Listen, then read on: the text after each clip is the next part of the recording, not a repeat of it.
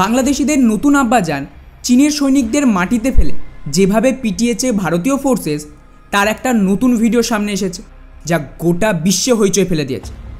ওদিকে এরই মাঝে আমাদের এই পরম মিত্র অবৈধ বাংলাদেশিদের ওপরেও তাণ্ডব কিছুতেই থামছে না, এবং আবারও গতকাল পশ্চিমবঙ্গে ঘাঁটি গড়া এই বাংলাদেশিদের গ্রেপ্তার শুরু করে দিয়েছে ভারতের সেন্ট্রাল এজেন্সি, যার চিৎকার কিন্তু ঢাকা পর্যন্ত শোনা যায়।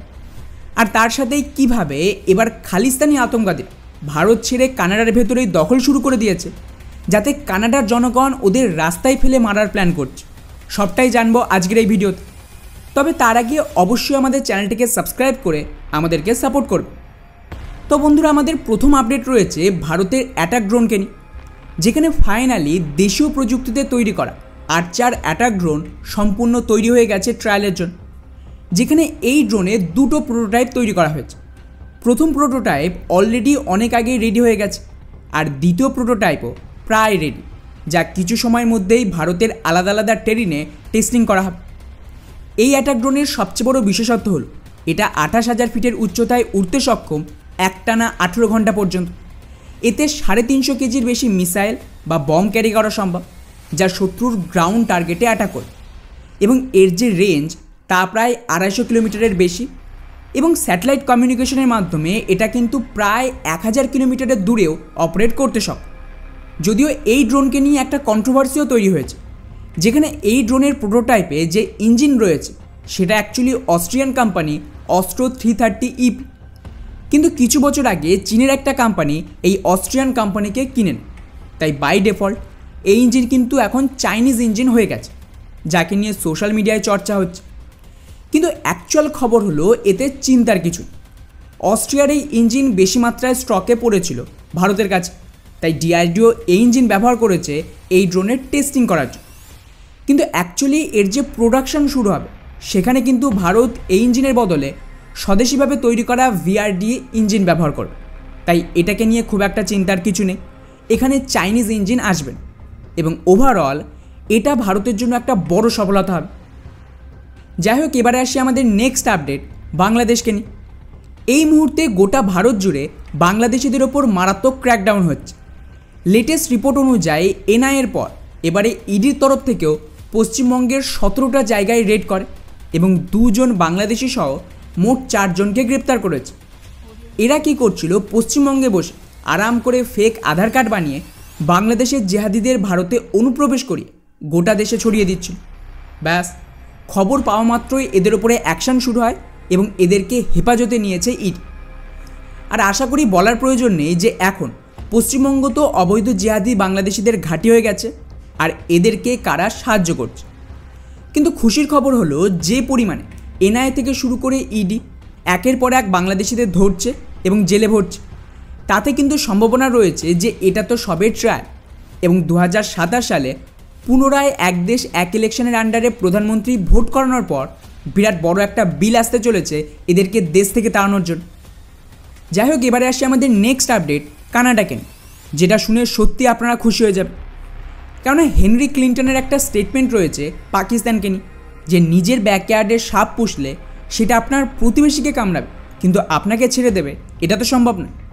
এই সেম কাজ হচ্ছে কানাডার সাথে। রিসেন্টলি কানাডার লোকজন টুইটারে একটা ভিডিও ভাইরাল করেছে, যেখানে খালিস্তানিরা র্যালি বার করে এবং এখানে স্লোগান দিতে শুরু করে যে আমরাই কানাডার মালিক, সাদা চামড়ার লোকেরা কানাডা ছেড়ে ইউরোপ আর ইংল্যান্ডে ফিরে যাও। মানে কি অবস্থা! যারা ওদের খাওয়াচ্ছে তাদের বিরুদ্ধেই কথা বলতে শুরু করে দিয়েছে। আর এটা হওয়ারই ছিল, ওদের বাপেরও ক্ষমতা নেই কানাডায় প্রোটেস্ট করিয়ে ভারতের পাঞ্জাব দখল, তার জন্য তো ভারতে এসে প্রোটেস্ট করতে হয়। আর ওরা তো অলরেডি কানাডার পপুলেশন, ফলে র্যাডিক্যাল পপুলেশন এখন সেম কাজ কানাডাতে করবে। আর ধীরে ধীরে যা পাকিস্তানের অবস্থা হয়েছে সেম অবস্থা কানাডারও হবে। অলরেডি কানাডার সোশ্যাল মিডিয়ায় ব্যাপক জনরোষ রয়েছে, আর ওরা ভারতীয়দের মতন মুখে কথা বলে না, না শান্তির কথা বলে। ওরা কিন্তু ডিরেক্টলি গান নিয়ে বেরিয়ে পড়বে আর সোজা রাস্তায় নেমে ঠুকবে। তো ভারতের পয়েন্ট অফ ভিউ থেকে দেখলে এটা একটা ভালো খবর, এবং কানাডায় খালিস্তানি বনাম কানাডিয়ানদের লড়াই শুরু হয়। যাই হোক, এবারে আসি আমাদের নেক্সট আপডেট মানুষবিহীন সার্ভিস ভেসেলকে নিয়ে, যেখানে ফাইনালি আমাদের একটা প্রাইভেট কোম্পানি সাগর ডিফেন্সের তৈরি এই বোট মুম্বাই থেকে তামিলনাড়ু পর্যন্ত 1,500 কিলোমিটারের এরিয়া কভার করেছে জলপথে বিনা হিউম্যান ইন্টারফিয়ারেন্স ছাড়া, যা একটা বড় সফলতা। এই ধরনের ভেসেলকে ব্যবহার করা সম্ভব ভারতের কোস্টলাইন বরাবর নজরদারি চালাতে, বিনা সৈনিকদের জীবন বিপদে ফেলে।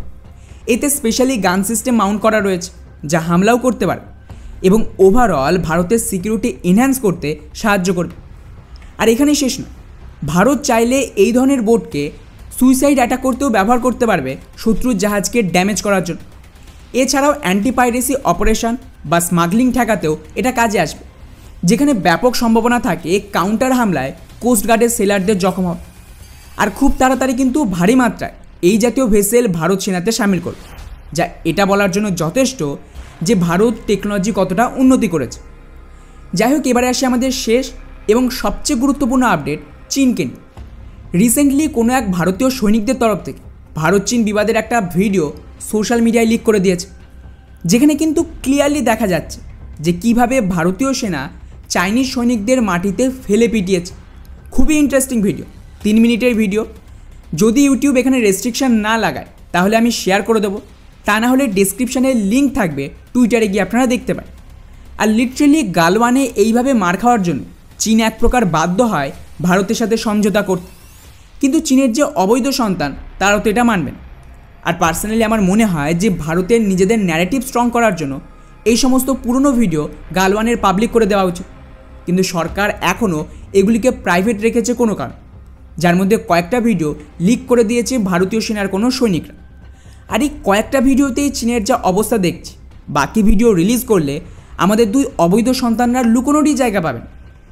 বাকি এই পুরো বিষয়টিকে নিয়ে আপনাদের কী মনে হয় যে ভারত সরকারের কি এই সমস্ত ভিডিও পাবলিক করে দেওয়া উচিত? নিচে অবশ্যই কমেন্ট করে জানাবেন।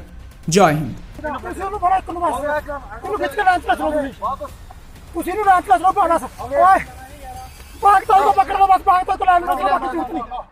कैमरा कुमार छोटा यार बोला चलो तुसी इन्होंने आंसर चलो बस आप आ दो कैमरा खींचो इन्हों खींचो इन्होंने आंसर चलो अपने आप सारे गोटे टकरे गोटे दादो दादो आंसर चलो उसको पकड़ो उसको पकड़ो वो सीखो पकड़ो पकड़ो पकड़ो उसको लाइन में चलो लाइन में लगा चक्कर सारे रू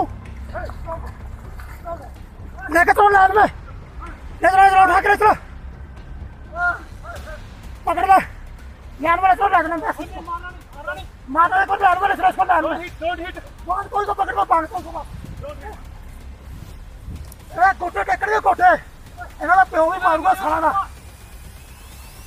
ले ले पकड़ो पकड़ो इन्होंने के कैमरा ले गए पहले कैमरा की गाना मार ले बांध कोई को ले पकड़ के बस बांध कोई को पकड़ लो कुछ नहीं हुआ इसको बांधे कर पकड़ो उसको खींचो मरदारी साला कहीं भी मर रहा है लगा लगा पानी पुनी है पी लो पानी पिला मांगे ना पानी पिला गाल थोड़ा कर देना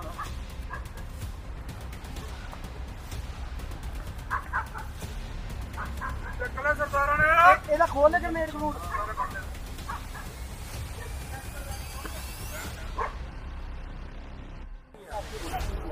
nothing will happen. I got it. Nothing will happen. 他让你保证，绝对不会发生。那他是在担心什么呢？为什么？我今天就录 video 呢。我早有。नहीं I am not afraid. I am here because of the. आवाज नहीं आनी थे। ओके कोई मोबाइल है साउंड रिकॉर्डर तो। I am here nothing. Mobile है तो sound recorder. One more. I just want to say one. जो गाल हो रही थी please. Just like I said. Calm. 6 people. Just sing, okay? 6 people. And there's a 4. 1, 2, 3, 4, 5, 6.